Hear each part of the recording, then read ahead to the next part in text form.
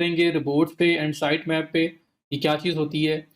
अभी हम लोग जो साइट वाइड स्टफ है उसकी तरफ ज़्यादा मूव कर रहे हैं। साइट वाइड क्या मतलब, जो पूरी साइट के लिए ऑन द होल आपको एक ही बार करना पड़ता है और पूरी साइट पे अप्लाई हो जाता है। ये page bye page, post by post, product by product, category by category आपको काम नहीं करना पड़ता। ये आपने सिर्फ एक ही जगह से इसको सेटअप करना है और ये पूरी साइट के लिए सेटअप हो जाएगा। ये साइट वाइड स्टफ होता है। और इससे लास्ट में हम लोगों ने सिर्फ एक साइट वाइड स्टफ किया था जिसमें हम लोगों ने परमालिंक स्ट्रक्चर जो है उसको सेटअप किया था, जिसमें हम सेटिंग्स में गए थे, परमालिंक्स में गए थे और पोस्ट नेम वाला जो हमने चूज करके सेव किया वो साइट वाइड था। इसके अलावा जो कुछ भी हमने किया लास्ट में वो आपका सबका सब जो है वो लाइक इंडिविजुअल पोस्ट पेज के साथ अलग से परफॉर्म करना पड़ेगा। और अब हम मूव कर रहे हैं साइट वाइड स्टफ पे। तो साइट मैप जो है वो साइट वाइड है, रोबोट्स जो हैं वो आपके साइट वाइड हैं, एक ही बार आपके कन्फिगर होंगे, सेटअप होंगे और पूरी साइट पे अप्लाई हो जाएंगे। आपको बार बार अलग अलग जगहों पे जाके काम नहीं करना पड़ेगा। सो साइट मैप क्या है, सबसे पहले इसकी बात करते हैं। साइट मैप जैसे कि नाम से पता चल रहा है, साइट वेबसाइट, वेबसाइट भी साइट बोलते हैं ना, ये फिलहाल साइट ओपन करें तो वेबसाइट ही आपकी साइट है। साइट मैप तो वेबसाइट का नक्शा, कुछ यही बात समझ में आती है ना, कोई मैप है उसका। तो साइट मैप असल में जो नाम से पता चल रहा है आपको वही चीज़ है, ये वेबसाइट का मैप है, ये नक्शा है। मैं आपको सिंपल सी एग्जांपल देता हूँ। अगर मुझे लाहौर जाना है मुल्तान से, तो मेरे पास दो ऑप्शन है। एक ऑप्शन ये है कि मैं लाहौर से मोटरवे के थ्रू मुल्तान जा सकता हूँ, और दूसरा ऑप्शन क्या है कि मैं जीटी रोड के थ्रू जा सकता हूँ, जो मुल्तान रोड है उसके थ्रू जा सकता हूँ। दो रास्ते मेरे पास हैं। मुझे कोई गाइड करता है, मुझे आज से पहले मैं नहीं गया हुआ, मुझे एक पर्सन कहता है कि आप ऐसे करो, आप मोटरवे से जाओ, मोटरवे से आपको टाइम कम लगेगा, आप जल्दी पहुंच जाओगे। और एक पर्सन मुझे कहता है जीटी रोड से जाओ। अब जीटी रोड ने भी मुझे लाहौर ही पहुंचाना है, मुझे जो दूसरा डायरेक्शन है आपकी मोटरवे, उसने भी मुझे लाहौर ही पहुंचाना है। बट मेरे लिए जो बेस्ट वे था, जो बेस्ट पाथ था वो मोटरवे था। मोटरवे के थ्रू मैं आता, मेरा 1 घंटा बच जाना था, 1.5 घंटा बच जाना था, मेरा टाइम बचना था, मुझे ट्रैफिक कम फेस करनी पड़नी थी, तो ज़्यादा फिजिबल था मेरे लिए। उसी तरह से जो आपकी साइट का पूरा स्ट्रक्चर है, जो उसका एक मैप है, वो गूगल वैसे भी देख लेगा। अगर आप नहीं बताओगे तब भी वो उसको फेच करेगा, उसको देखेगा। लेकिन जैसे उसको समझ आएगी वो उस तरह से कर लेगा। जैसे अगर वो लाहौर से मुल्तान आने वाला अगर किसी से ना पूछता, अपनी मनमानी करता और खुद से देखता है कि चलो जी मुल्तान रोड से चलते हैं, और जब लाहौर पहुंच जाता तो फिर उसे किसी किसी से पूछता या उसे कोई गाइड करता कि भैया आप मुल्तान रोड से क्यों आए हो, आप मोटरवे से क्यों नहीं आए, आपका टाइम बचना था। फिर उसने कहना था "ओ, मुझे तो आइडिया नहीं था"। तो हम लोग क्या करते हैं, हम लोग गूगल को गूगल की लैंग्वेज में चीज़ें समझाने की कोशिश करते हैं कि अगर आपने हमारी वेबसाइट को फेच करना है, हमारी पूरी वेबसाइट को इंडेक्स करना है, अपने डेटाबेस में ऐड करना है, तो कौन सा पेज किस तरह से है, मतलब हमारी साइट पे कितने पेजेस हैं, कितनी पोस्ट हैं, कितनी कैटेगरीज हैं, कितनी प्रोडक्ट्स हैं, हर चीज़ को हम ऑर्गेनाइज करके हम लोग बता देते हैं गूगल को, उसी की लैंग्वेज में ट्रांसलेट करके साइट मैप के अंदर, ताकि उसको इजीली समझ आ जाए हर बात की। मैंने एग्जांपल बड़ी एक ब्रॉड सी यूज़ की है ताकि जो कोई भी इस कोर्स को देख रहा है उसको समझ आ जाए। तो मैंने जो आपको एग्जांपल दी है वो काफ़ी ब्रॉड एग्जांपल दी है लाहौर और मुल्तान की, इसलिए ताकि सब लोगों के साथ रिलेट कर सके। वरना मैं अगर लाहौर में किसी जगह की एग्जांपल दे देता, मैं कराची में किसी जगह की एग्जांपल दे देता, तो जो लोग वहाँ नहीं आए उनको समझ नहीं आनी थी। लेकिन लाहौर मुल्तान वाली आपको एग्जांपल थोड़ी सी क्लियरली समझ आ गई होगी। तो हम हमेशा वो रास्ता चूज़ करेंगे जो हमारे लिए ज़्यादा फिजिबल है। लेकिन हमें अगर नहीं पता तो हमारे से मिस्टेक हो सकती है, हम किसी और रास्ते पे आ सकते हैं। और पहुंचना तो हमने लाहौर ही है, लेकिन उससे होगा क्या कि हमारा टाइम वेस्ट होगा, हमें लाइक ट्रैफिक फेस करना पड़ सकती है, और अगर वो रास्ता कॉम्प्लिकेटेड है तो हम लोग उसमें गलत रास्ते पे भी जा सकते हैं, हमें मतलब प्रॉब्लम्स आ सकती हैं काफ़ी सारी। इस वजह से अगर हमें पता हो और हमें कोई गाइड कर दे तो हमें पता है कि स्ट्रेट में हमने कहाँ जाना है। सो ऐसी बात आपकी साइट मैप है, आप गूगल को उसी की लैंग्वेज में बताते हो कि भाई हमारी साइट का पूरा स्ट्रक्चर क्या है, मैप क्या है, हमारे कहाँ पे पेजेस हैं, कितने पेजेस हैं, कहाँ पे पोस्ट हैं, कितनी पोस्ट हैं, कहाँ पे प्रोडक्ट्स हैं, कितनी प्रोडक्ट्स हैं, कहाँ पे कैटेगरीज हैं, कितनी कैटेगरीज हैं, वो हर चीज़ के बारे में आप उसको गाइड कर देते हो उसी की लैंग्वेज में ट्रांसलेट करके। ये मैं बात क्यों कर रहा हूँ उसी की लैंग्वेज में ट्रांसलेट करके, क्योंकि उसको चीज़ फिर ज़्यादा अच्छे से समझ आएगी। अब मेरा एक क्लाइंट है, मैं किसी पर्सन के साथ काम कर रहा हूँ, वो फ्रेंच लैंग्वेज बोलता है, उसकी फ्रेंच उसकी नेटिव लैंग्वेज है, मेरी लैंग्वेज उर्दू है लेकिन चलो मैं इंग्लिश भी बोलता हूँ। अब ये है कि मुझे उससे कोई बात कन्वे करनी है, मुझे पता है कि उसकी जो फ्रेंच है वो तो खैर नेटिव है, उसकी जो इंग्लिश है ना वो इतनी अच्छी नहीं है, तो वो अक्सर मैं जो बात करता हूँ उसको शायद समझ प्रॉपर तरीके से नहीं आ पाती। तो मैं ऐसा करता हूँ कि ये बात बड़ी इंपॉर्टेंट है, मुझे उसको कन्वे करनी है और वैसे ही कन्वे करनी है जैसे मैं करना चाह रहा हूँ, वो परसेप्शन चेंज ना हो जाए। तो मैं एक ट्रांसलेटर हायर करता हूँ, मैं एक हायर करता हूँ पर्सन जो फ्रेंच भी है और साथ उसको इंग्लिश भी आती है अच्छी। मैं उससे कहता हूँ ये मेरा इंग्लिश में कंटेंट है या मेरा प्रपोजल है या कोटेशन है, जो भी चीज़ है उसको आप ट्रांसलेट करो इनटू फ्रेंच और आप मुझे सेंड कर दें, मैं उसको पे कर दूंगा इस चीज़ का। वो मुझे सेंड कर देगा, फिर मैं वो जो फ्रेंच वर्जन है वो उठा के अपने क्लाइंट को सेंड करूंगा और बोलूंगा कि मैंने आपके लिए इस वर्जन को फ्रेंच में कन्वर्ट करवा के मैं आपको सेंड कर रहा हूँ, ताकि आपको चीज़ क्लियरली समझ आ जाए। तो अब अगर उसकी इंग्लिश अच्छी थी या नहीं थी, मैंने तो उसको फ्रेंच में ट्रांसलेट करवा के दे दी है। तो फ्रेंच में जब वो समझेगा तो उसको क्लियर हर चीज़ समझ आएगी कि ये बंदा बात क्या करना चाह रहा है, मेरे मीनिंग चेंज नहीं होगा। लेकिन अगर उसकी इंग्लिश अच्छी नहीं है तो मीनिंग में चेंज आ सकता है। तो इसलिए हम गूगल को उसकी लैंग्वेज में जब चीज़ ट्रांसलेट करके देंगे तो उसको चीज़ ज़्यादा अच्छी तरह समझ आएगी। और उसकी लैंग्वेज जो क्या है इस चीज़ को रीड करने की, वो XML लैंग्वेज है, तो हम XML लैंग्वेज के अंदर कन्वर्ट करके हम उसको देते हैं। ठीक है। अब ये क्रिएट कैसे करते हैं इसकी बात कर लेते हैं, पहले इसका कॉन्सेप्ट समझ आना आपको जरूरी है। तो लेट्स स्टार्ट। ये क्रिएट कैसे होता है, किस तरह का नजर आता है, इसके साथ हम क्या क्या कुछ करते हैं उसकी बात करेंगे। सो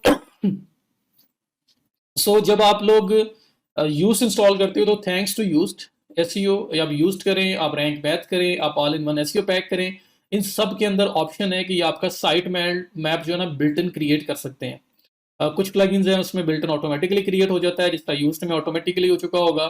कुछ प्लगइन्स हैं जिसमें आपको एनेबल करना पड़ेगा और उसके बाद ये क्रिएट हो जाएगा। तो हम अपनी साइट का पूरा एक मैप करके, मैपिंग करके हम प्रोवाइड कर देंगे गूगल को, ये लीजिए इस चीज़ को, हमारी साइट को इस तरह से इंडेक्स करें ताकि कोई मिस्टेक के चांसेस भी ना हो, और हम उसके लिए ज़्यादा फिजिबल कर दें, उसको क्लियर हर चीज़ वैसे ही समझ आए जैसे हम उसको समझाना चाहते हैं। सो अगर मैं यहाँ पे जो लेफ्ट साइड बार है यहाँ पे आऊँ और ये आपके पास एसईओ का ऑप्शन आ रहा है, जब हमने यूज्ड एसईओ प्लगइन इंस्टॉल किया था तब ये ऑप्शन आया था। और इस ऑप्शन में अब हमने जाना है, फर्स्ट टाइम इसमें इंटर हो रहे हैं, पहले तो हमने सिर्फ मेटाज ऐड किए हैं। तो लेफ्ट साइड बार में आप आएंगे ये यूज्ड एसईओ पे, इसमें ये जनरल सेटिंग है, इस पर आप क्लिक करेंगे और जनरल सेटिंग के अंदर आपके पास ऑप्शन आएगा फीचर्स का, आप फीचर्स में जाएंगे। सो ये आपके पास जनरल सेटिंग ओपन होगी। अब जनरल सेटिंग के अंदर ये फीचर्स का ऑप्शन आपके पास आ रहा है, आपने फीचर्स के ऑप्शन में चले जाना है। जब फीचर के ऑप्शन में जाएंगे तो जो जो फीचर्स इसके अवेलेबल हैं, जो ऑन ऑफ हैं, वो सब चीज़ें आपके सामने नजर आ रही हैं। अब यहाँ पे एक ऑप्शन नजर आ रहा है आपके पास XML साइट मैप, तो XML लैंग्वेज है, ये लैंग्वेज है इसलिए XML साथ लिखा हुआ आ रहा है। एक होता है यूजर साइट मैप, एक होता है XML site map. XML site map है आपके सर्च इंजन के लिए, यूजर साइट मैप आपका है आम लोगों के लिए, कि हमारी साइट में कहाँ पे होम पेज है, कहाँ पे अबाउट है, कहाँ पे सर्विसेज के पेजेस हैं, सर्विसेज के पेजेस कौन कौन से पेजेस हैं, सर्विसेज के नीचे कौन कौन से पेजेस हैं, और इस तरह से पूरा एक स्ट्रक्चर बना होता है आम यूजर के लिए, हमें अंडरस्टैंड करने में ईजी होता है। तो वो साइट मैप है हमारे लिए, यूजर साइट मैप। और XML साइट मैप जिसकी हम अभी बात कर रहे हैं, ये होता है सर्च इंजन के लिए, गूगल है, याहू है, बिंग है, सबके लिए ये होगा। तो मैं गूगल का वर्ड इसलिए ज़्यादा यूज़ करता हूँ क्योंकि हमारा मेन कंसर्न गूगल है। सो एसईओ जर्नल, और जर्नल में फीचर्स में आया, फीचर्स में आने के बाद ये आपके पास XML साइट मैप का ऑप्शन है, इसके सामने ये क्वेश्चन मार्क बना हुआ है, आप इस पर क्लिक करें। ये क्वेश्चन मार्क में जैसे मैंने क्लिक किया, नीचे आपके पास ये दो लाइनें, डेढ़ लाइन ओपन हो गई है, इसमें लिखा हुआ आ रहा है enable the XML site map that used SEO generates. तो ऑलरेडी एनेबल है, ऑन है ये, ठीक है, ये ऑलरेडी ऑन है। उसके बाद see the XML site map, जो साइट मैप बना हुआ है उसको देखें। Read why XML site maps are important for your site, अगर पढ़ना चाहते हैं तो उस पर क्लिक करके पढ़ें क्यों इंपॉर्टेंट है। तो ये सी द XML साइट मैप, इसमें मैं क्लिक करूंगा तो मेरा साइट मैप जो ऑलरेडी यूज ने बनाया हुआ है वो मेरे सामने आ जाएगा। तो ये साइट मैप है जो यूज ने बनाया है, और इसमें आप देखें कि क्या चीज़ है, चीज़ों को ऑर्गेनाइज करके ये गूगल के सबमिट करना है हमने, तो चीज़ों को ऑर्गेनाइज किया गया है। यहाँ पे ऑर्गेनाइज कैसे किया गया है आप देखें। सबसे पहले यहाँ पे पोस्ट साइट मैप आ रहा है, फिर यहाँ पे पेज साइट मैप आ रहा है, फिर प्रोडक्ट का साइट मैप आ रहा है, फिर कैटेगरी का साइट मैप आ रहा है, फिर प्रोडक्ट कैटेगरी साइट मैप आ रहा है, फिर आपका ऑथर साइट मैप आ रहा है। तो ये डिफरेंट आपके जो एरियाज हैं उसके अलग अलग सेपरेट सेक्शंस बना दिए हैं इसने। पेज पोस्ट में मिक्सअप नहीं होगा, पेज कैटेगरी में मिक्सअप नहीं होगा, कैटेगरी पोस्ट में मिक्सअप नहीं होगी, प्रोडक्ट कैटेगरी में मिक्सअप नहीं होगी, जस्ट इन केस। तो हर चीज़ अलग अलग है। अब मैं अगर थोड़ा सा इसको जूम कर दूं आपको ताकि ज़रा क्लियर नजर आए। सबसे पहले पोस्ट साइट में मैं इस पर क्लिक करूंगा, जितनी मेरी वेबसाइट पे पोस्ट होंगी वो सारी की सारी यहाँ नजर आएंगी। ये देखिए मैंने अभी ये places to travel in Pakistan publish किया था हमने, तो वो यहाँ पे आपके पास आ रहा है। उसके बाद बैक जाता हूँ, पेजेस में आप जाओगे तो जितने पेजेस होंगे आपकी साइट पे उन सबका साइट मैप आ जाएगा, ठीक है। मतलब उस सारे पेजेस आपके यहाँ पे ऑर्गेनाइज हुए हैं। उसके बाद प्रोडक्ट्स पे क्लिक करूंगा तो जितनी टोटल प्रोडक्ट्स होंगी हमारी साइट पे वो सारी यहाँ पे नजर आएंगी आपकी। तो इस तरह से हर चीज को सेपरेट सेक्शंस के अंदर बना के रख दिया है, ऑर्गेनाइज कर दिया है। अब ये अगर साइट में मैं उठा के हैंड ओवर कर दूंगा ना गूगल को, तो उसको उसी की लैंग्वेज में हर चीज बड़ी क्लियर नजर आएगी। एक्सएमएल उसकी लैंग्वेज है और हमने डाटा को उसकी लैंग्वेज में ट्रांसलेट करके उसको दे दिया, क्योंकि हम गूगल के लिए चीजें इजी बनाएंगे, फिजिबल बनाएंगे, तो हमारे लिए वो जो डिजायर्ड आउटकम्स हम अचीव करना चाहते हैं वैसे ही लेके आएगा। वरना इंडेक्सेशन तो उसने वैसे भी कर ही लेनी है, तो इस तरह उसके लिए फिजिबल हो जाएगा। तो ये साइट मैप है। ये साइट मैप जनरेट ऑटोमेटिकली हो चुका है, मुझे कुछ नहीं करना पड़ा। सम टाइम आप उसको इसको थोड़ा बहुत एडिट करना पड़ेगा, जैसे ये ऑलरेडी एडिट हुआ हुआ है। वो एडिट कैसे करते हैं, अगर आप एस में ही आए, यहाँ पे सिर्फ आपने मेक श्योर करना है ये ऑन है, और ये सीधा एक्सएमएल साइट मैप पे क्लिक करके आप देख सकते हैं कि क्या साइट मैप आपका है। उसके बाद एस में ही आपके पास सर्च अपीयरेंस का ऑप्शन आ रहा है, आपने इसमें चले जाना है। तो यहाँ पे साइट मैप एडिट किया जा सकता है कि अगर कोई ऐसी चीज़ है जो आप साइट मैप में शो नहीं करवाना चाहते तो आप उसको ऑफ कर सकते हैं। कुछ शो कर नहीं हो रही करवाना चाहते हो तो उसको ऑन कर सकते हो। तो हम उसके लिए आए हैं सर्च अपीयरेंस में, साइट मैप की एडिटिंग की बात कर रहा हूँ। सो एसईओ, सर्च अपीयरेंस में अब आए, पहले हम जर्नल में गए थे। सर्च अपीयरेंस में जब आप आए तो यहाँ पे आपके पास जनरल ऑप्शन आ रहा है, इसके बाद कंटेंट टाइप का ऑप्शन आ रहा है। कंटेंट टाइप में जब आप आएंगे, कंटेंट टाइप्स में सबसे पहले आपके पास ऑप्शन आ रहा है पोस्ट का।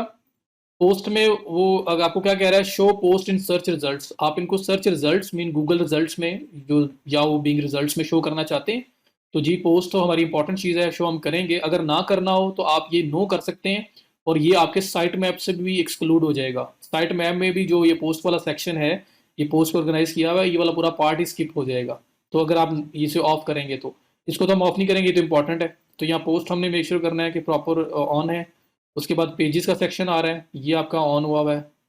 उसके बाद आपके पास टेम्पलेट का ऑप्शन आ रहा है, तो टेम्पलेट में लिखा हुआ आ रहा है setting for single template URL. तो माई टेम्पलेट्स एंड टेम्पलेट्स होती है ना, कि वो तो आपके थीम्स होते हैं, ठीक है, वो किसी पेज के डिज़ाइन के बारे में। तो ये कोई ऐसी चीज़ तो नहीं है जो हम इंडेक्स करवाना चाहते हैं।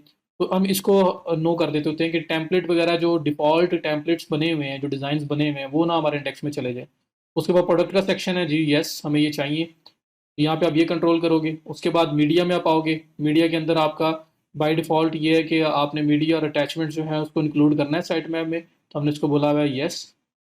उसके बाद टेक्सोनॉमीज़ हैं, टेक्सोनॉमीज़ में कैटेगरीज टैग्स वगैरह होते हैं, तो कैटेगरीज को इंक्लूड करना है, कैटेगरीज आर इंपॉर्टेंट, सो हम इसको इंक्लूड करेंगे। टैग्स की बात आ रही है, टैग्स को इंक्लूड करना है, यहाँ पे यस है, हम इसको नो करेंगे। अभी हमने कोई टैग यूज़ नहीं किया हुआ है साइट पे, वरना यहाँ पे टैग्स का सेक्शन भी आना था।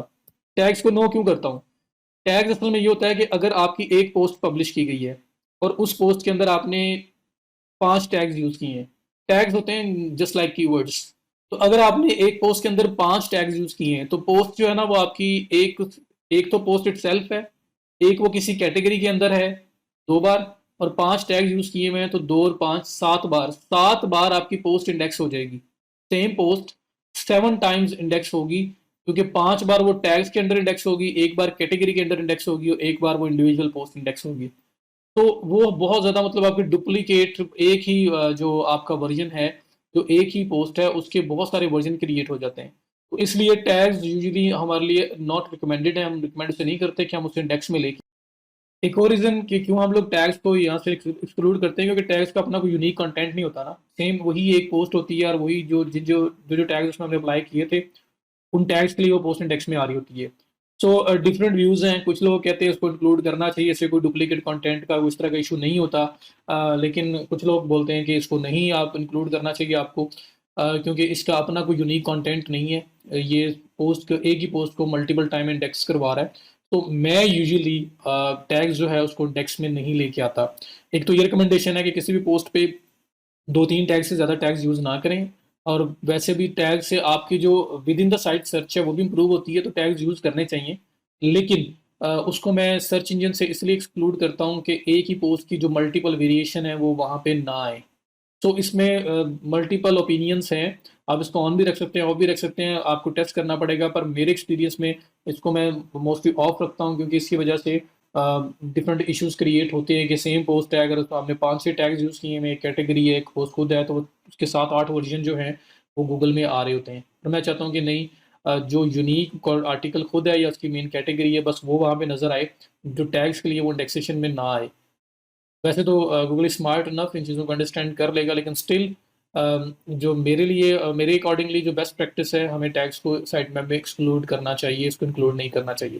तो उस केस में क्या है, आप टैग्स को यहाँ पे नो कर देंगे ताकि टैग्स आए ही ना। उसके बाद आपका फॉर्मेट है, तो फॉर्मेट का क्या लेना देना है एसईओ के साथ, फॉर्मेट थोड़ी रैंक होता है।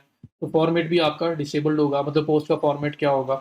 प्रोडक्ट प्रोडक्ट कैटेगरी जो है, प्रोडक्ट कैटेगरी इंपॉर्टेंट है। जो आप मतलब कोई रिंग्स आप सेल कर रहे हो, ज्वेलरी की डिफरेंट आइटम सेल कर रहे हैं, तो रिंग्स ब्रेसलेट्स वगैरह, अब वो डिफरेंट कैटेगरीज है ना, उसके नीचे प्रोडक्ट्स आ रही हैं।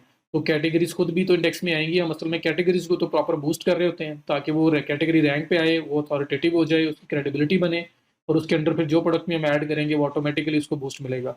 तो कैटेगरीज आर इंपॉर्टेंट, इसको हम रखेंगे। प्रोडक्ट टैग्स वही अगेन वही बात, मैं इसको भी नो कर दूंगा। उसके बाद प्रोडक्ट शिपिंग क्लासेस का क्या लेना देना रैंकिंग के साथ, कोई लेना देना नहीं है, इसको हम नो कर देंगे। उसके बाद फिर आप जाएंगे आर्काइव्स पे, और यहाँ पे आपके पास ऑथर आर्काइव्स हैं। तो अगर आपके पास मल्टीपल ऑथर्स हैं, कोई ब्लॉग है जिसमें मल्टीपल ऑथर्स आपके आर्टिकल्स लिखते हैं, पब्लिश करते हैं, और आप उनको भी इंडेक्स में लाना चाहते हैं, उनको भी इंडिविजुअल उनकी भी आइडेंटिटी रखना चाहते हैं सर्च इंजन में, तो फिर आप इसको ऑन रखते हो, वरना इसको डिसेबल कर देते हो अगर आपके पास ऑथर सिस्टम नहीं है। डेट आर्काइव्स को भी मैं यूजुअली जो है इसको ऑफ करता होता हूँ। तो इसको मैं क्यों नहीं करता डेटा आर्काइव्स को, क्योंकि डेटा आर्काइव्स में सिर्फ ये होता है कि जी किस मंथ में किस ईयर में कौन कौन सी पोस्ट हुई थी, तो एक एक कॉपी पोस्ट की वहाँ क्रिएट हो जाती है। तो हम लोग चाहते हैं कि हमारा जो मेन कंटेंट है पोस्ट की, जो मेन कॉपी है वो रैंक पे आए। अब हम लोग कोई पर्सन, अब कोई पर्सन कीवर्ड सर्च कर रहा है, कीवर्ड सर्च करते हुए हमारे मेन आर्टिकल की बजाय वहाँ पे एक आर्काइवल आर्टिकल जो पुराना, मतलब फलां ईयर में ये आर्टिकल पब्लिश हुआ था या फलां मंथ में ये पब्लिश हुआ था, वो आ जाए, तो उसकी वो वैल्यू नहीं है। हमें अपना मेन कंटेंट वहाँ पब्लिश करवाना है। तो कोई भी कन्फ्लिक्ट है उसको अवॉइड करने के लिए हम डेट आर्काइव जो है उसको साइट मैप में इंक्लूड नहीं करते। हाँ, वो इंडेक्स होगा, अगर कभी ज़रूरत पड़ी तो वो कहीं भी आ सकता है, लेकिन हम लोग उसको साइट मैप से निकाल देते हैं क्योंकि हमें अपना मेन कंटेंट जो है उसके ऊपर फोकस करना है। तो यूजुअली जब हम इसको ऑन रखते हैं तो ऐसा भी हो सकता है कि बजाय मेन कंटेंट के आपका आर्काइव का लिंक जो है वो रैंक हो रहा हो, तो इस वजह से हम इसको ऑफ कर देते हैं। ये करने के बाद फिर आपके ब्रेड क्रम्स हैं, ये तो खैर साइट मैप रिलेटेड नहीं है, मैंने आपको जो साइट मैप के अंदर चीज़ें थी उसको कवर कर दिया। तो ये तो आपका साइट मैप का सारा हो गया। फिर ब्रेड क्रम्स हैं, और ब्रेड क्रम्स में अभी मैं इसको नहीं टच करता, एक जर्नल और ब्रेड क्रम्स इसमें कुछ सेटिंग्स हैं जो हम लोग फॉलो करेंगे इंशाल्लाह अपकमिंग लेक्चर्स के अंदर। So that is it about the site map. ये आपका साइट मैप बन गया। अब आपका साइट मैप जो है, इसमें जो चीज़ें भी आपने चेंजेस की हैं आप सेव कर दोगे, और उसके बाद अगर पहले फॉर्मेट आ रहा था, पहले कोई टेम्पलेट्स आ रहे थे यहाँ पे, तो आप रिफ्रेश करेंगे वो सब चीज़ें खत्म हो चुकी होंगी। आपके पास सिर्फ वही नज़र आएगा जो आपने रखा हुआ है। अब ऑथर साइट मैप है, ये भी आप देखना यहाँ से खत्म हो चुका होगा क्योंकि मैंने ऑथर को साइट मैप से एक्सक्लूड किया है। आपके पास मेन मेन चीज़ें जो आपकी सबसे इंपॉर्टेंट चीज़ें हैं, जो सबसे इंपॉर्टेंट कंटेंट है जिसको आप असल में रैंक करना चाहते हो, वो सारी चीज़ें अब यहाँ पे नज़र आ रही हैं आपको। तो इस तरह से साइट मैप को सर्च अपीयरेंस के थ्रू हम एडिट कर सकते हैं। तो साइट मैप यूज़ ने क्रिएट कर दिया, एडिटिंग वगैरह हमने सर्च अपीयरेंस सेटिंग जो है एसईओ यूज़ की उधर से देख ली। अब इसके बाद फर्दर इसको क्या करना है उसको हम देखेंगे। अभी बात करते हैं रोबोट्स की। रोबोट्स क्या चीज़ है? रोबोट्स असल में समझ लें आपकी वेबसाइट का डोर है। तो पहले एक आपका वेबसाइट जो है वो एक बिल्डिंग है, और उस बिल्डिंग में सिर्फ एक ही डोर है, वो डोर है रोबोट्स। किसी ने भी उस बिल्डिंग में एंटर होना है तो उस रोबोट्स में से गुजर के एंटर होना पड़ेगा। तो रोबोट्स ये काम करते हैं। तो वो बिल्डिंग का डोर है, डोर बंद होगा तो कोई एंटर नहीं हो सकता, डोर ओपन करोगे तो लोग एंटर हो सकते हैं। वहाँ सिक्योरिटी खड़ी हुई है, आप किसी को एंटर होना देना चाहते हैं, किसको नहीं होना देना चाहते, वो आप खुद डिसाइड कर सकते हैं। तो डोर क्लोज करना है, डोर ओपन करना है, और अगर ओपन करना है तो उसके बाद किन लोगों को आने देना है, किन लोगों को नहीं आने देना, सारा कंट्रोल आपके पास है, और कोई रास्ता नहीं है उस बिल्डिंग में, वहीं से जाया जा सकता है। तो रोबोट्स बिल्कुल ऐसा ही है। तो मैंने आपको एक एग्जाम्पल दी जिससे आपको बड़ा अच्छी तरह से एक चीज़ क्लियर हो जाना चाहिए। तो website is a building, robots आपका डोर। अगर उस वेबसाइट में किसी को आने देना या नहीं आने देना आपने रोबोट्स के थ्रू डिसाइड करना है। डोर बंद कर देंगे कोई अंदर नहीं आ सकता, खोल देंगे लोग आ सकते हैं। सिक्योरिटी डिप्लॉय कर देंगे वहाँ पे, आप कहेंगे जी नहीं किस किस इसको आने देना इसको नहीं आने देना, वहाँ पे चेक एंड बैलेंस के बाद लोगों को आने दिया जाएगा। तो वो भी आप यहाँ से कर सकते हैं। तो ये आपके डोर हैं वेबसाइट का। तो यहाँ आप डिसाइड करते हो कि किसको आने देना है किसको नहीं आने देना। सर्च इंजन के लिए, आम यूजर के लिए नहीं। आम यूजर को आप वेबसाइट का लिंक उठा के दे दोगे और वो देख लेगा, रोबोट तो आपके दरवाज़ा बंद भी है तब भी उसको वेबसाइट नजर आएगी। ये स्पेशली डिजाइंड है सर्च इंजन्स के लिए, गूगल, याहू, बिंग और इस तरह के बाकी जो सर्च इंजन्स हैं, बोट्स हैं, एल्गोरिदम्स हैं, ये उनके लिए होता है कि उनको अलाउ करना है या नहीं करना। सो जब वेबसाइट डेवलप हो रही होती है तो अक्सर अगर तो वो लोकल होस्ट पे नहीं हो रही अगर वो लाइव प्रॉपर होस्टिंग डोमेन पे प्रॉपर लाइव साइट के ऊपर काम हो रहा है तो उसे पहले रोबोट्स के थ्रू ब्लॉक कर दिया जाता है साइट को, ताकि ड्यूरिंग डेवलपमेंट साइट इंडेक्स ना हो। तो वो ब्लॉक टोटल कैसे करते हैं, ऑन कैसे करते हैं, वो सब चीज़ें हम देखते हैं। तो वर्डप्रेस के अंदर तो ये चीज़ बड़ी सिंपल है। Robots dot T X T की फाइल होती है, जैसे साइट मैप जो है ना वो sitemap dot X M L है।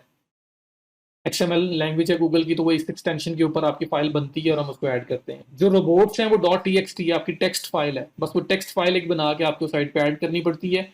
और जब भी कोई सर्च इंजन, कोई बोट आपकी साइट पे एंटर होने लगेगा तो रोबोट्स डिसाइड करेंगे इसको एंटर होने देना है या नहीं होने देना, क्योंकि ये डोर है। सो ये आप किस तरह से एडिट कर सकते हैं। आपके पास यूज्ड को दोबारा से थैंक यू, क्योंकि यूज्ड के अंदर हमारे पास रोबोट्स को डायरेक्टली एडिट करने का ऑप्शन है। आप यहाँ पे प्लगइन्स एसईओ में आएंगे, एसईओ यूज्ड में, एसईओ यूज्ड में आप आएंगे ये टूल्स में, और टूल्स के अंदर आपके पास फाइल एडिटर का ऑप्शन आएगा। ये फाइल एडिटर का ऑप्शन है। So SEO used, tools and file editor, और फाइल एडिटर के अंदर आपके पास रोबोट्स को एडिट करने का ऑप्शन है। यहाँ पे देखें ये robots dot T X T, you don't have a robots T X T file, create one here.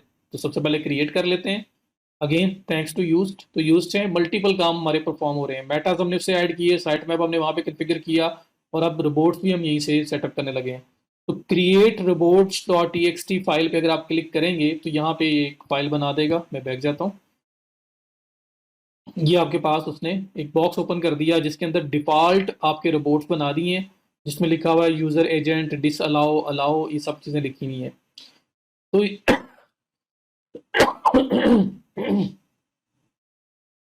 तो ये आपकी वेबसाइट का डोर है। अब किसी ने भी आना है ना तो यहां से गुजर के जाना पड़ेगा।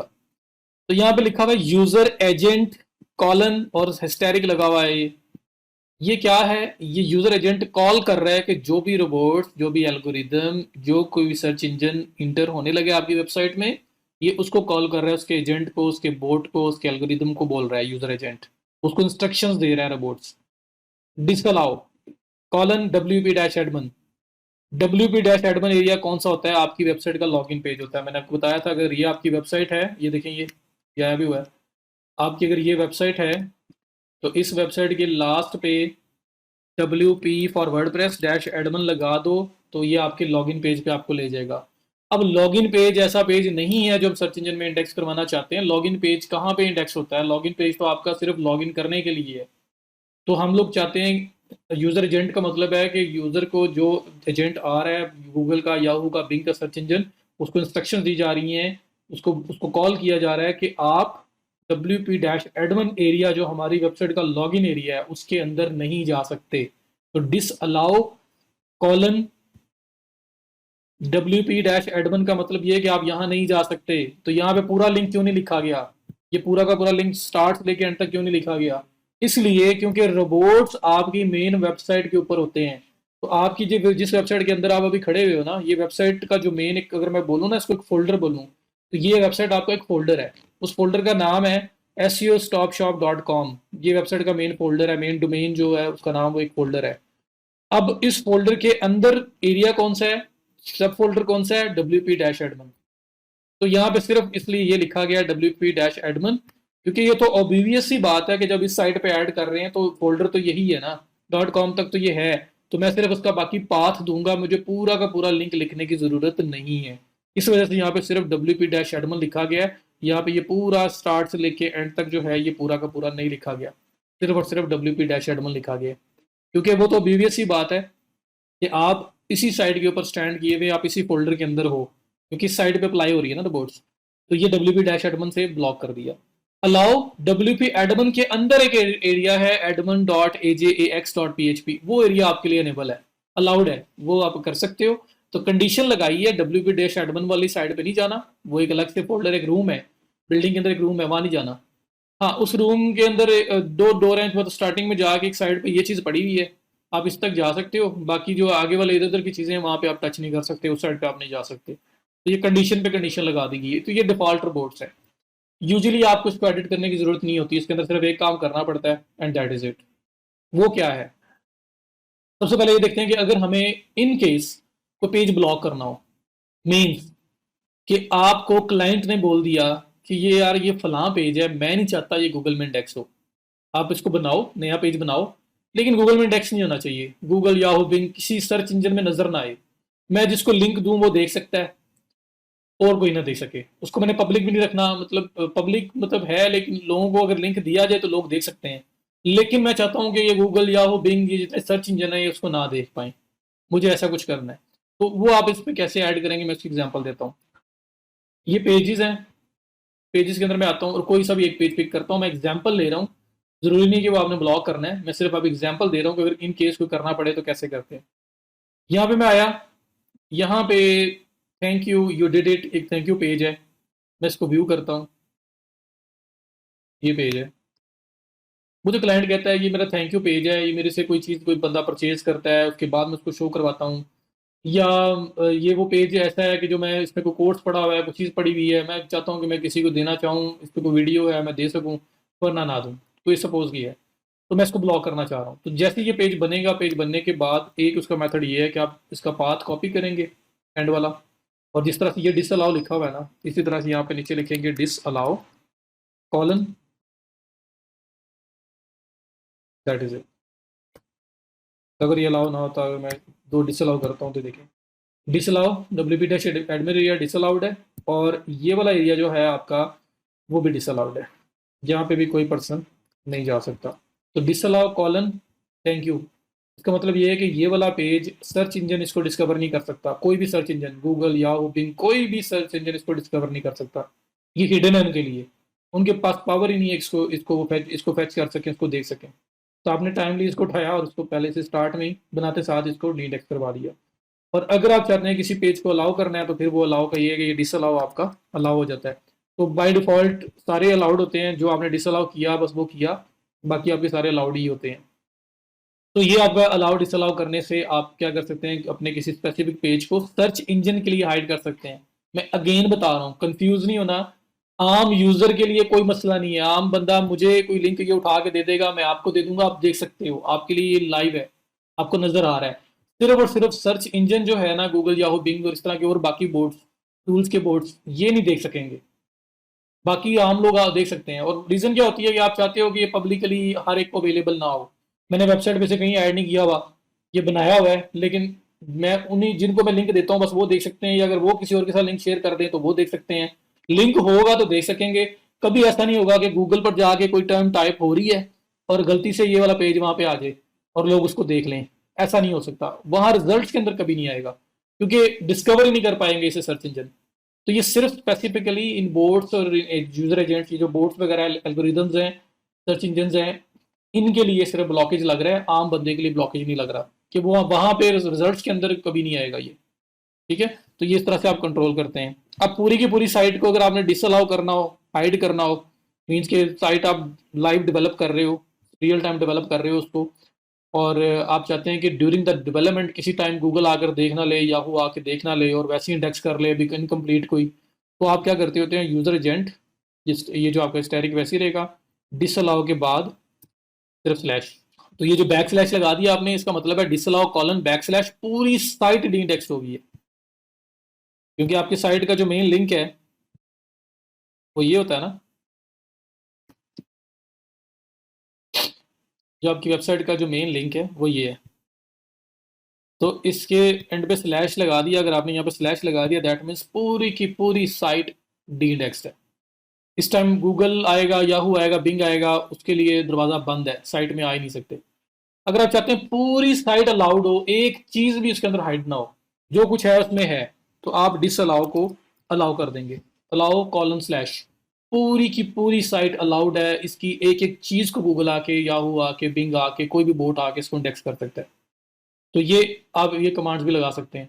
समटाइम होता है कि डेवलपर्स काम करके ख़त्म कर देते हैं, उसके बाद साइट लाइव होती है, वो ये डिसअलाउ ख़त्म करना भूल जाता है, क्लाइंट बोलता है कि मेरे 1 माह हो गया है, मेरी साइट कहीं आती ही नहीं, गूगल में नज़र ही नहीं आ रही, गूगल की डेटाबेस में नहीं है। तो इशू क्या होता है, आप आगे देखते हो रिपोर्ट्स के अंदर ब्लॉक है, आप उसको डिसअलाउ को अलाउ करके स्लैश लगाओगे, साइट इंडेक्स में आना स्टार्ट हो जाएगी, आप इंडेक्स में सबमिट करोगे तो विद इन 24 आवर्स 72 आवर्स आपकी साइट, उसकी साइट के कई पेजेस जो हैं वो सर्च इंजन के अंदर आ चुके होंगे, इंडेक्स हो चुके होंगे, रैंकिंग की बात नहीं कर रहा। तो ये इशू आ जाता है। तो ये अलाउ कॉलन स्लैश सारी साइट अलाउड है। डिसअलाउ कॉलन स्लैश सारी साइट जो है ना वो बंद है गूगल के लिए, याहू के लिए, बिंग के लिए, किसी भी बोर्ड के लिए वो आके डिस्कवर नहीं कर सकते। तो ड्यूरिंग डेवलपमेंट अगर कोई इस तरह से लाइव साइट पे काम कर रहा हो तो फिर जो है ना वो उसको डिसअलाउड कर दिया जाता है। अब ये एक काम हो गया। दूसरा, यूजुअली जो इसकी डिफॉल्ट रिपोर्ट्स की फाइल है वैसी रहती है, क्योंकि कोई किसी ने कोई प्रॉपर कोई एक आधा लिंक इंडेक्स करवाना है तो वो भी हमारा उसी जगह से हो सकता है, उस पेज से ही हो सकता है, हमें उसमें भी आने की जरूरत नहीं पड़ती। बहरहाल अगर करना पड़े तो कैसे करते हैं, अलाउड डिसअलाउड किसी भी स्पेसिफिक लिंक को वो भी बता दिया मैंने, पूरी साइट को अलाउड डिसअलाउड करना है वो भी बता दिया मैंने। और अगर यूजुअली जो साइट्स होती हैं उसमें डिफॉल्ट रिपोर्ट्स होते हैं, सिर्फ एक काम करना पड़ता है। वो काम क्या है? मैंने आपको बोला है कि ये रोबोट्स जो है साइट का डोर है, दरवाजा है जहां से कोई भी सर्च इंजन कोई भी बोट एंटर होता है। अब गूगल बोट आया है, मेरे रोबोट्स में मेरे डोर से एंटर होने लगा है और मेरे पास साइट मैप है। मैं अगर अपना साइट मैप पकड़ूं और जैसे ही गूगल एंटर होने लगा है, मेरा जो वहां पे रिप्रेजेंटेटिव है, मेरा रोबोट्स है, जो मेरा डोर है वहीं पे, उसको अगर साइट मैप हैंड ओवर कर दिया जाए, ये ले साइट मैप, तो इस गूगल साइट में गूगल एंटर हो रहा है ना, गूगल के एल्गोरिथम में आ रहा है, गूगल का बोट आ रहा है, याहू का आ रहा है, बिंग का आ रहा है। जैसे वो एंटर होने लगे हैं रोबोट्स के थ्रू, रोबोट्स उसको हैंड ओवर कर दे, ये ले साइट मैप, अंदर आप जा रहे हो, यहाँ पे फलां चीज ऐसे ऐसे आपने इंडेक्स करनी है जी, वहां पे लेफ्ट पे ये चीज पड़ी हुई है, राइट पे ये है, सामने ये है, रूम नंबर 1 में ये है, 2 में ये है, 3 में ये है, 4 में ये है। तो ऐसे ही मैं क्या करूंगा, उसको साइट मैप दे दूंगा और उससे बोलूंगा ये मेरी साइट जब जा रहे हो ना इसके अंदर, इसको ऐसे ऐसे इंडेक्स करना, इसमें इधर पेजेस हैं, ये वाले पेजेस हैं, ये पोस्ट हैं, ये कैटेगरीज हैं, ये प्रोडक्ट्स हैं, सब कुछ उसको बता दूंगा। उसको एक मैनुअल मिल जाएगा, यूजर मैनुअल जो होता है वो मिल जाएगा। ये लें आप, मतलब किसी जगह पे आप जाएं, आप किसी होटल में जाएं, किसी सेमिनार में जाएं और वहाँ पे वो गाइड करने के लिए लोग खड़े होते हैं ना, स्टार्ट में जैसे ही एंटर हो गए आपको बताएंगे जी, ये अक्सर वो एक पेपर दे देते हैं जिसके ऊपर पूरा मैप बना होता है, तो आपने कहाँ कहाँ जाना है, कोई एक्सपो हो रहा है वहाँ पूरा मैप बना होता है कि कौन कौन सा काउंटर कहाँ कहाँ पे लगा हुआ है। तो वो ले लें तो हमें पता चल जाता है कि यार ये काउंटर नंबर ये फलां आ गया है, अच्छा हाँ वो वाला आगे होगा, ये साइड पे होगा, उस साइड पे होगा, आपके लिए ईजी हो जाता है। तो रोबोट्स और द बेस्ट प्लेस जहां पे आप अपना साइट मैप जो है ना उसको हैंड ओवर करोगे गूगल को, ये लो साइट मैप, इसको फॉलो करते हुए आगे जाके सारी चीजों को इंडेक्स करो। तो रोबोट्स के अंदर हम साइट मैप रख देते हैं, साइट मैप का लिंक लगा देते हैं, रख देते हैं, ताकि जैसे ही डोर से एंट्रेंस हो, सर्च इंजन को हमारा उनका पूरा मैनुअल मिल जाए कि पूरी साइट को इंडेक्स करना कैसे है। सो बाकी जो रोबोट्स आपके डिफॉल्ट जो हैं वो हैं, उसमें शायद आपको कुछ चेंज ना करना पड़े, लेकिन साइट मैप इसके अंदर लाजमी रखना है, कोई भी साइट हो। तो आपने क्या करना है, सबसे टॉप पे या बॉटम पे कहीं भी रख सकते हैं, मैं टॉप पे एंटर करता हूँ या लिखता हूँ मैं साइट मैप कॉलन, और ये जो साइट मैप मैंने ओपन किया हुआ है, जो मैंने ऑलरेडी फीचर से जाके किया था, उसको कॉपी करता हूँ और कॉपी में जाके मैं यहाँ पेस्ट कर देता हूँ, ठीक है। और सेव चेंजेस टू रोबोट्स।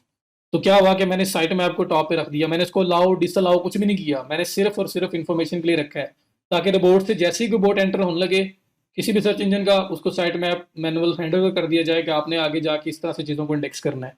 सो आपने अपना साइट मैप अपने रोबोट्स में रख लिया करना है।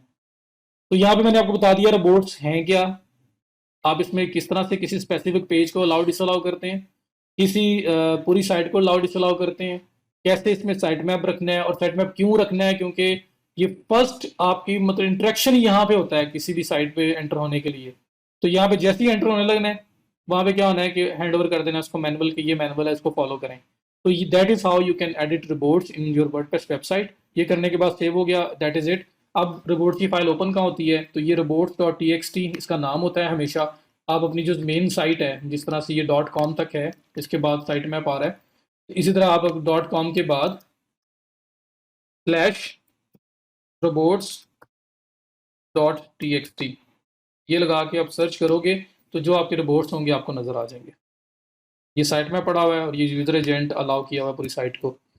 तो आपकी साइट के लास्ट पे कोई भी साइट है, वर्डप्रेस है या कोई और जो भी साइट बनी हुई है, उसकी जो रिपोर्ट्स का नाम है ना, टीएक्सटी एक्सटेंशन होती है ये, तो रिपोर्ट्स.txt आप लगाएंगे अपनी साइट के एंड पे तो आपके पास रिपोर्ट्स ओपन हो जाएंगे। इसी तरह से आपको साइट मैप का बताऊं तो साइट मैप इसका नाम आ रहा है site map underscore index dot XML. Use का नाम, यूज अगर यूज ना हुआ हो, कोई और आपने यूज किया हो, तो उसमें आता है site map dot XML direct. तो जो भी नाम इसका होता है, पाथ होता है, वो आप लगाएंगे तो आप ओपन कर सकते हैं। तो यूजुअली क्या होता है कि कोई भी साइट है दुनिया की, जो ज़्यादातर उन्होंने साइट मैप का जो नाम रखा होता है, जो उसका फाइल का नेम होता है, वो होता है साइट मैप डॉट एक्सएमएल। ना भी हो तो आप वहाँ चले जाएंगे। अब ये देखें, मैं यहाँ पे ख़त्म करता हूँ, साइट मैप डॉट एक्सएमएल, ये शॉर्टकट बता रहा हूँ। कि अगर आप टूल्स भी आपको बता देते हैं, फीचर्स में जाके मैंने ये निकाल लिया, लेकिन अगर आपको डायरेक्टली देखना हो साइट मैप है या नहीं है, तो तो .com के बाद स्लैश साइट मैप .xml लगा के इसको इंटर किया, तो ये आपको ऑटोमेटिकली साइट मैप के पेज पे ले जाएगा। ये देखें, साइट मैप आ गया ऊपर। इसी तरह रिपोर्ट्स जो है वो भी आप पाथ कंप्लीट करना है, .com के बाद reports.txt जो फाइल का नाम है वो लिखें तो ओपन हो जाएगा। ठीक है, तो ये फाइल्स हैं जो मेन फोल्डर में पड़ी हुई हैं। तो .com तक जो डोमेन मेन होती है वो आपका मेन फोल्डर है, उस पर ये फाइल्स पड़ी हुई हैं। एक का नाम है reports.txt, एक का नाम है sitemap.xml। वो क्लिक करेंगे तो ओपन हो जाएगी। जैसे सर्च करेंगे आप अपने फोल्डर के एंड पे वो स्लैश लगा के लगाएंगे तो ओपन हो जाएगा। तो ये आपके रिपोर्ट्स हैं और ये आपके साइट मैप हैं। साइट मैप कैसे बनाना है ये बता दिया, रिपोर्ट्स कैसे बनाने हैं ये भी बता दिया, और रिपोर्ट्स को किस तरह से आप लोगों ने चेक करना है ये भी बता दिया। अब आपको रिपोर्ट्स एक तो ये बता दिया ना, एक और जगह है जहाँ से आपकी साइट ब्लॉक हो सकती है, वो भी यहीं पे मैं कवर करना चाहूँगा कि इन केस आप देखते हैं कि साइट इंडेक्स नहीं हो रही, रिपोर्ट से भी ब्लॉक नहीं है, यहाँ पे ऑन है, अलाउ है सब कुछ, फिर भी वो मसला आ रहा है, तो आपने क्या करना है, अपनी वर्डप्रेस की सेटिंग में जाना है लेफ्ट पे। ये किसी प्लगइन की सेटिंग नहीं है, मेन वर्डप्रेस की सेटिंग है। सेटिंग में आपने जाना है जनरल राइटिंग रीडिंग में, थर्ड नंबर पे आ रहा है रीडिंग। तो मेन वर्डप्रेस सेटिंग में रीडिंग में जाना है, और रीडिंग में आप स्क्रॉल डाउन करेंगे टू बॉटम तो ये लिखा हुआ आ रहा है सर्च इंजन विजिबिलिटी, और इसमें ये डिस्करेज जो आपका अक्सर चेक हुआ होगा, अगर इन केस रिपोर्ट्स में सब कुछ ठीक है फिर भी साइट ब्लॉक है, तो discourage search engine from indexing this site, इसका ये मतलब है it is up to search engine to honour this request. तो हम लोग इसको ऑफ कर देंगे और सेव कर देंगे, तो हमारी साइट इंडेक्सेशन में मोस्ट प्रोबेबली आना स्टार्ट हो जाएगी, अगर ये रीज़न था तो ये दूसरी प्लेस बता दी जहाँ से आप चेक कर सकते हो कि साइट ब्लॉक तो नहीं है। और उसके बाद अगर आप किसी इंडिविजुअल पेज को आप डी इंडेक्स करवाना चाहते हैं, आप उसे पब्लिश कर रहे हो बट सर्च इंजन के लिए छुपाना चाह रहे हो, तो एक तो ये था ना रिपोर्ट्स में जाके ऐड कर दें लिंक। दूसरा मेथड आपको मैं बताता हूँ जो आपका उसी जगह से हो सकता है, जहां पे आपका पेज बन रहा है, पोस्ट बन रही है, वहीं से आप डिसाइड कर सकते हो कि आपको अपने उस पेज को सर्च इंजन में इंडेक्स करवाना है या नहीं करवाना। आम लोगों को तो लिंक मिल गया तो नजर आएगा, सर्च इंजन के लिए स्पेसिफिकली इसको दिखाना है या नहीं दिखाना वो हम वहीं से सिलेक्ट कर सकते हैं। तो पेजेस में आ गया मैं।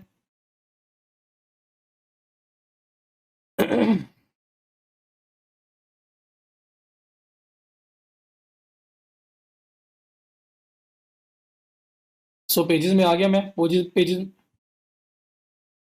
सो पेजेस में आ गया मैं। पेजेस में आने के बाद फॉर एग्जांपल ये चेकआउट का पेज है या कार्ट का पेज है, मुझे इसको डी इंडेक्स करना है।